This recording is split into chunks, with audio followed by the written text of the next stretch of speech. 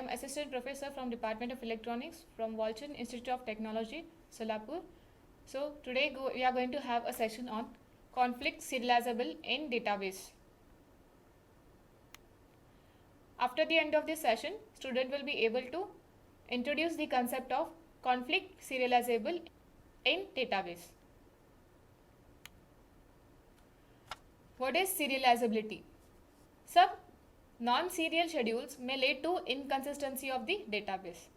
Serializability is the concept that helps to identify the non-serial schedule, correct them and convert them into the serial schedule to maintain the consistency of the database.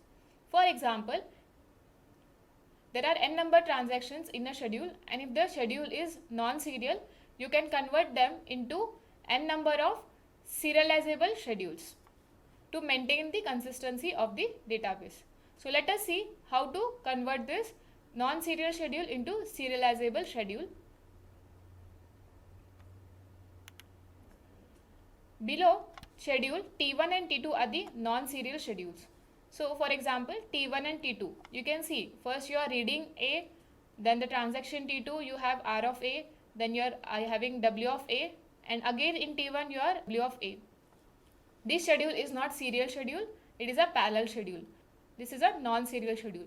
So if you draw the precedence graph, you can see T1, first your T1 executes, then your T2 executes. After these two executions, again you are going to execute T1.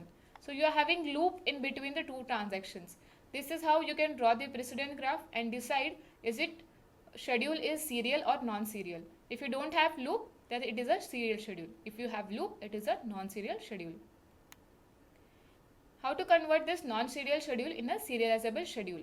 So you can first execute all the T1 transactions and then you can execute the T2 transactions. If you draw the precedence diagram, you complete the T1 transaction first and then you go to and complete the T2 transactions. There is no loop, so you can call that this schedule is now serial schedule. What if there are three transactions? Like you have T1, T2 and T3, and these are the non-serial schedules, means you have parallel schedules which are executing concurrently. So there are 6 different possibilities to convert these 3 transactions of non-serial into serializable schedule. So how to choose which of the transaction or which of the possibility is correct serializable schedule? Let us see this with the conflict serializable method. There are 2 types of serializability. First is the conflict serializability and next is the view serializability. Let us see conflict serializability in this video. What is conflict serializable? If a given non-serial schedule can be converted into a serial schedule by swapping its non-conflicting operations, then it is called as a conflict serializable schedule. So you have to check for the conflict pair in the transactions. So there are 3 different conflict pair for the checking the non-serial schedule. You have read-write, write-read and write-write. So these are the 3 operations which are conflict pairs in the transactions. So consider you are having 3 transactions, T1, T2 and T3. Check for the conflict pair. Check for the conflict pair and draw the precedence graph. So there are 3 transactions, so you will be having 3 nodes. You can draw the 3 nodes anyhow. This is a T1 transaction, this is T2 and this is T3. Number of transactions should be converted into number of nodes. And then you have to check for the conflict pair. What are the conflict pair? Read-write, write-read and write-write operations. So now consider. You have to check transaction T1 with T2 and T3, transaction T2 with T1 and T3, and transaction T3 with T2 and T3. In the sense, you have to check one transaction with the other transactions. You cannot check the transaction with its own. So check T1 with T2 and T3. So now you have write of X. Now check for the conflict pair. You have read of X. Conflict pair for the read of X is write of X. So check for write of X in both the transactions. See this R of x, here you have R of x, no conflict. R of x, you have R of y, no conflict. R of x with R of x, R of x with R of y, R of z, W of y and W of z. So you don't have right of x in the both the transactions. Now check for R of y. Read has the conflict with the right. So check for W of y. Do you have W of y in T1 and T2? If you don't, proceed. If you have, draw the arrow. We don't have here. Now check for R of x. Check read of x with the right of x. Do you have right of x in T2 and T3? Yes, you have the right of x in T1. So draw the flow from T3 to T1. Next check R of y. R of y, do you have conflict with W of y in any transaction? Yes, you have W of y in the transaction T3. So draw the arrow from T2 to T3. Next R of z. Check R of z. Do you have W of z in T1 and T3? Do you have? Yes, you have with W of z in T1. So draw the precedence graph from T2 to T1. Now check for W of y. Do you have R of y? No, you don't have. So next is W of z. Do you have conflict with WW conflict and WR conflict? So W of z, do you have R of z or W of z? Yes, you have here. So this is already you have drawn T2 flowing to T1. So this is how you draw the precedence graph. How to check the conflict serializable? For checking, you have to check for the loop or cycle in the precedence graph. So you have to, how to check the cycle? If your cycle start from T1, it should go to T2 and T3 and again come back to T1.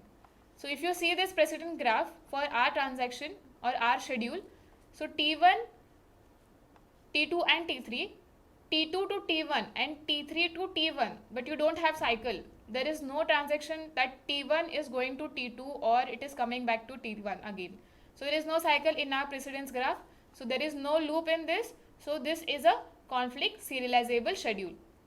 If the schedule is conflict serializable, then our schedule is serializable and then we can have a consistency in our database. Check for the loop. If no loop, then it is a conflict serializable. If it is conflict serializable, then the schedule is serializable and the database is consistent. For our schedule, now how to convert this into a serializable schedule? 3 different transactions, so 6 different possibilities we have. Now how to choose which is a proper serializable schedule or sequence for our schedule? Which possible combination is correct serializable schedule for our precedence graph? Identify the transaction with 0 in degree. So check among the T1, T2 and T3 where you have 0 in degree. Means you don't have incoming. For which node you don't have incoming.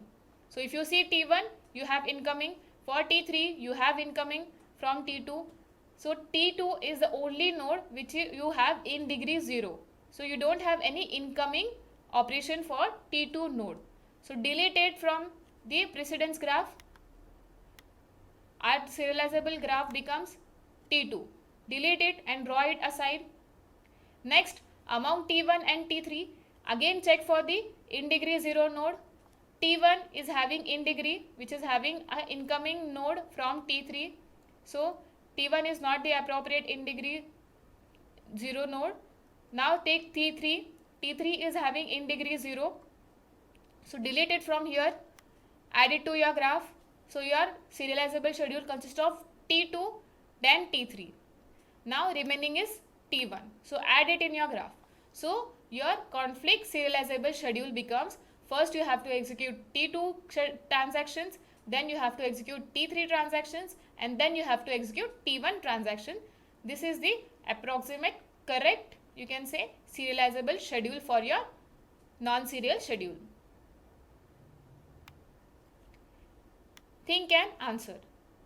If schedule S can be transformed into S' schedule by series of swapping of non-conflict transactions, then S and S' are. Pause the video and answer the question. If you are unable to answer the question, rewind my video and try to rethink on the question.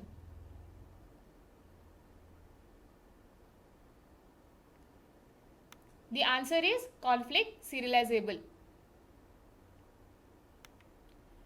References are taken from Database Systems Concepts by Korth and Fundamentals of Database System by Ramnez Ilmasi and Shamkan B. Naute. Thank you.